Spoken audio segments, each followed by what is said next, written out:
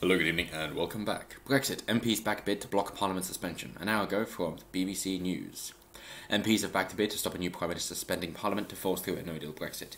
Before we get started, if you like this comment, then do please comment with your comments below, and do subscribe for new videos every single day coming up. So, a majority of 41 approved an amendment that blocks suspension between 9th of October and 18th of December unless a Northern Ireland executive is formed.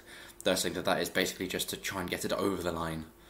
Because they're trying to please everybody, and especially, of course, if they can get the DUP on board, then that'll help, because that's what got them to be a majority in the first place. They had to form a coalition with them, and there was some memes going around at the time to say, yes, well, you're an idiot for voting Labour, intelligent for voting Tory, but then super intelligent for voting Labour, knowing that the Tories would have to join with the DUP, who are even for further right. Yeah.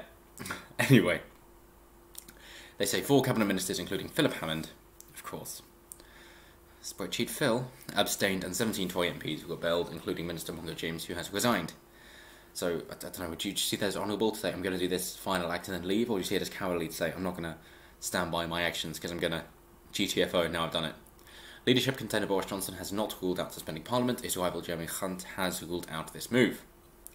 Yes, well, I'm all for saying that you never rule out anything in terms of a negotiation. And I know this is a difficult one, and this is the sticking point for me. Because, as Margaret James says, that to suspend the Parliament was too extreme, adding she thought that the time was right today to join people who were trying to do something about it. And it is a difficult thing to basically say, hey, we were supposed to leave at the end of April, we haven't left, you can't be trusted with the power you've got, you can't be trusted with the responsibility, therefore we're going to suspend your input until we have dealt with this because you're not doing your job. Or is that then anti-democratic and therefore bad because you're basically saying, oh yes, well, you don't get to look in because I know I'm right, and it's saying that it's stopping democracy from taking place when those people could say, well, actually we've got a better idea and it's better to negotiate against the EU with all of us instead of just some of us. However, of course, then they're almost like a fifth column for the EU, knowing how pro-Remain they are. So the 4 cabinet ministers who abstained are International Development Secretary Rory Stewart, Business Secretary Greg Clark, and Justice Secretary David Gauke, as well as Chancellor Mr Hammond. Yes, we know. But this is a great breakdown here because we got the MPs' votes for. Labour is 233 out of 243, with 1 against and 9 not voting, trying to stay out of it. Conservatives mainly for, got 262, 17 for there, and Conservatives 30 did not vote.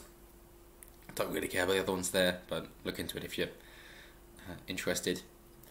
That obviously the Labour there, you could say, well, they've decided now that they're actually going to be pro-Remain and they're going to be anti-Brexit. Jeremy Corbyn has, of course, said beforehand that the EU hate the idea of a no-deal Brexit, so we should take that off the table. The Metro has reported that we'd apparently go into a recession in 2020 if we left with a no-deal Brexit, but hey, these people have been wrong so many times before, who's to say they're right anymore? And I remember a teacher of mine said that when you have people like this making predictions, and he was cynical of investment bankers as well, to basically say you get 1,000 people who are going to say, oh, it's going to go up or it's going to go down, the price of stocks, for example, and half are right, half are wrong. You do it again and again and again and again until you have about 10 left, and they've got to correct like 10 times in a row. You think, oh my god, these people are amazing. They've got a 100% track record for 10 in a row. We must pay them loads, not knowing that it's just survivor bias. But anyway, Mr Hammond tweeted, it should not be controversial to believe the Parliament be allowed to sit and have a say during a key period in our country's history. And I would agree to that from a democratic standpoint. The only sticky point is, as I say, is it that they can't be trusted anymore because they failed as their duty as representatives of the public who have voted to leave the European Union, and seeing as we've already delayed our exit, it is no longer what the public voted for. But they say if the 31st of October deadline is reached without Parliament backing an agreement between the UK government and the EU is scheduled to leave the EU without a deal. Fine by me. MPs have consistently voted against the no-deal Brexit. Well, you fucked yourself over, haven't you?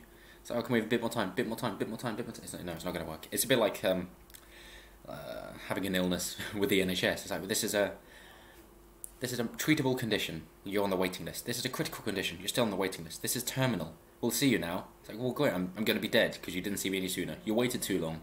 Now it's fatal. Fuck you. It's a very similar thing here.